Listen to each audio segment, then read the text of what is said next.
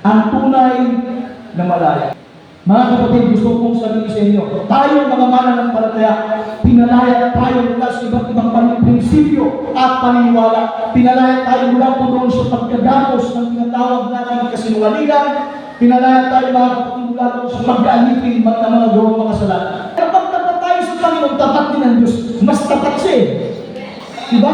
Gano'n pa tapat ang Diyos? Sabi na ng apostol si Pablo, kung hindi tayo tapat, sino natin yung tapat?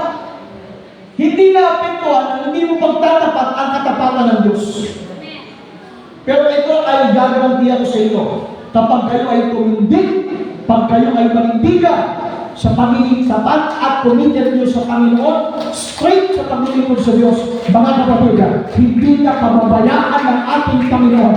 Huwag ka lang mag-focus sa blessing, mas lalo mo fokusan kung saan at kanino nagmumula yung blessing. Amen po mga kapatid. Huwag mo lang habulin yung blessing, ang habulin mo yung mismong presensya ng Diyos.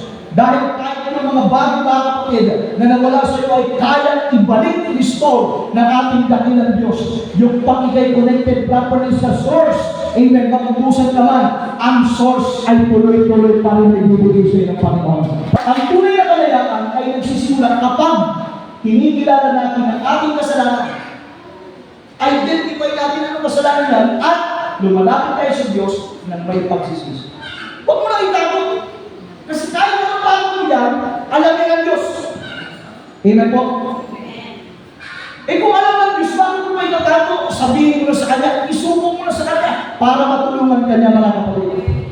Kasi habang natato mo, ikaw lang din ang nahirapan, pero sa panahon, isubok mo. Ang sarap sa pagramdam, nabulutan ka ng tinig, nagkaroon ka ng ginawa, at pinalaya ka ng ating Panginoon Jesus. Yung division, yung pagkakakiyan, hindi lang ako sa government nangyayari. Nakakalungkot kahit sa church nangyayari. At yun ang hindi dapat natin pahintulutan. Huwag natin hayaan yung spirito ng pagkakabahabahagi ay pumasok sa church. Papalayasin natin, we will rebuke that in Jesus' name. Dahil ang sumisira mga kapatid sa pagkago, ang sumisira mga kapatid sa pagbibigay ng biyaya ng Diyos yung pagkakabahabahagi. Pero pag nandun yung pagkakaisa ng mga kapatiran, pagkakaisa ng mga mananampalataya, andun yung pagburos ng masaganang pagpapalat biyaya ng ating dakilang Diyos.